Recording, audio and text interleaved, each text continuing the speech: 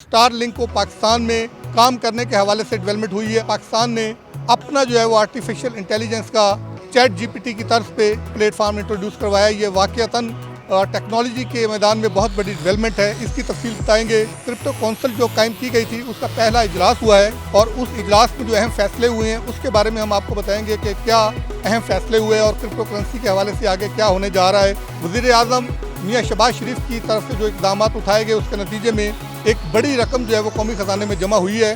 अस्सलाम वालेकुम नाज़रीन, मैं हूँ इरशाद अंसारी और आप देख रहे हैं एक्सपर्ट डिजिटल। नाज़रीन, आज हम आपसे 4 अहम डेवलपमेंट्स पे बातचीत करेंगे और आपको आगाह करेंगे कि मईशत के हवाले से और आम आवाम के लिए जो है वो इन डेवलपमेंट से क्या फ़ायदा होने जा रहा है और इसका मुल्की इकॉनमी पे क्या असर पड़ेगा। सबसे पहले जो डेवलपमेंट हुई है वो स्टार लिंक को पाकिस्तान में काम करने के हवाले से डेवलपमेंट हुई है और पाकिस्तान में काम करने के लिए एनओसी जारी करने की मंजूरी दे दी गई है। इस पे हम तफसील बताएंगे कि उसके क्या खदोखाल हैं, कब तक लाइसेंस जारी हो जाएगा, कब तक ऑपरेशनल हो जाएंगी उनकी सर्विसेज यहाँ पे। और दूसरी जो डेवलपमेंट है वो ये है कि पाकिस्तान ने अपना जो है वो आर्टिफिशियल इंटेलिजेंस का एक जिस तरह चैट जीपीटी की तर्ज पे अपना जो है प्लेटफार्म इंट्रोड्यूस करवाया। ये वाकईतन टेक्नोलॉजी के मैदान में बहुत बड़ी डेवलपमेंट है। इसकी तफसील बताएंगे कि ये क्या होगा और इससे आम जो सार्फिन है वो कैसे मुस्तफ़ीद हो सकेंगे, कितना सिक्योर होगा, उसका टेक्नोलॉजी की फील्ड में, टेक्नोलॉजी के मैदान में क्या इनकलाबी जो है वो तब्दीलियाँ जो है वो रूनमा हो सकती हैं। और इसी तरह जो तीसरा जो इशू है वो क्रिप्टो करेंसी के हवाले से है, क्योंकि 2 करोड़ से ज़्यादा लोग इस वक्त क्रिप्टो करेंसी का कारोबार पाकिस्तान में कर रहे हैं। ये एक बर्निंग इशू बना हुआ था, बहुत सारे मसाइल थे, बड़ा दरीना मसला चला आ रहा था। इस पे अब तेज़ी से डेवलपमेंट हो रही है।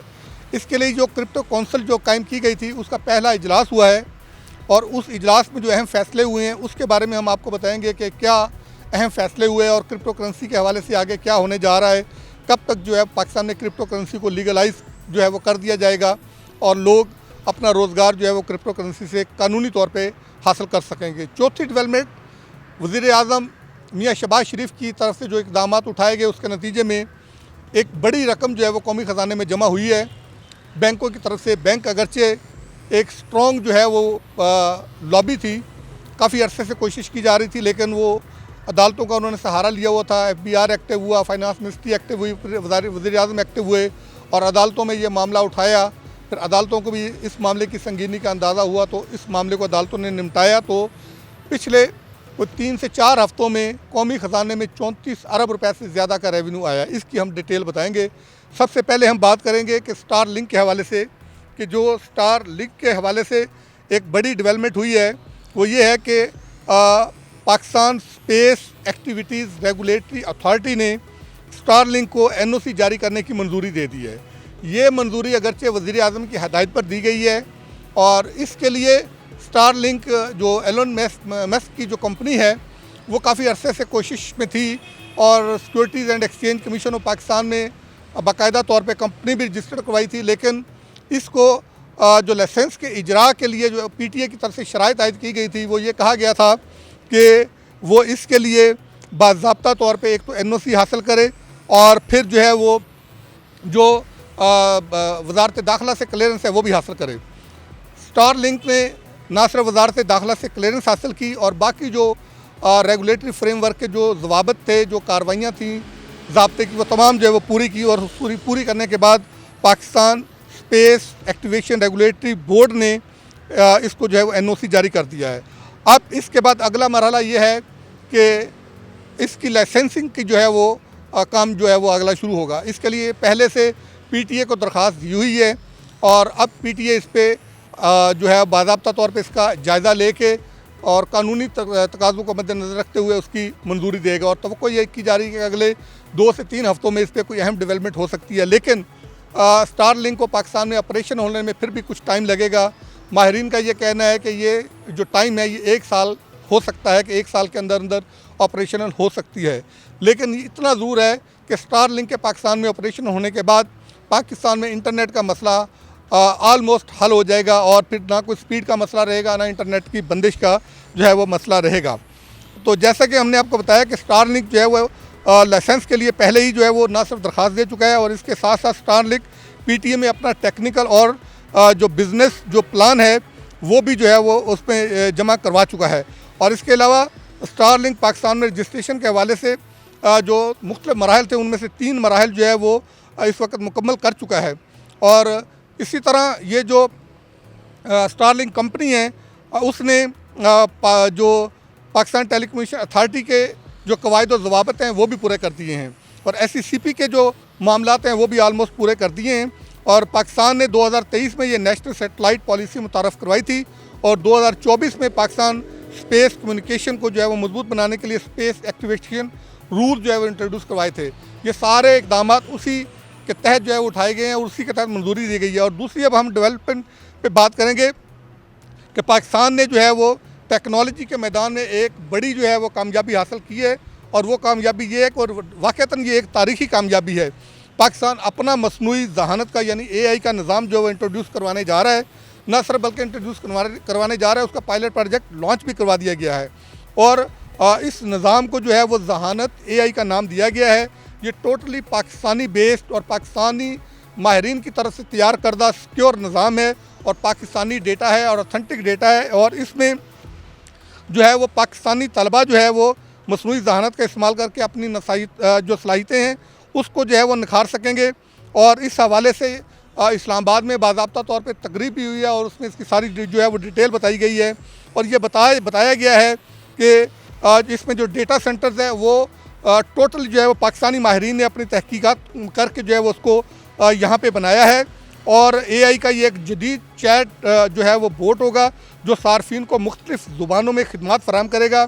ये निज़ाम पाकिस्तान में और पाकिस्तानी सार्फिन को मकामी डेटा सर्विस के ज़रिए जो है वो इस्तेमाल करने की सहूलत देगा, जिसमें ना सिर्फ डेटा की जो है वो सिक्योरिटी जो है वो यकीनी बनाई गई है बल्कि टेक्नोलॉजी के मैदान में ये एक नई पहचान भी जो है वो पाकिस्तान में ये दिलाएगा। ये यकीनी तौर पे एक बड़ी कामयाबी है। और अब आते हैं हम तीसरी डेवलपमेंट पे जो क्रिप्टो करेंसी के हवाले से हुई है कि जो हुकूमत की तरफ से एक कौंसल कायम की गई थी उसका कल वज़ीर ख़जाना औरंगज़ेब की ज़ेर सदारत पहला इजलास हुआ है। और उस इजलास में सबसे जो बड़ा और अहम फ़ैसला हुआ है वो ये हुआ है कि क्रिप्टो करेंसी को जो है वो मरहलावार इसकी पॉलिसी और इसके पायलट प्रोजेक्ट्स जो है वो इंट्रोड्यूस करवाए जाएंगे।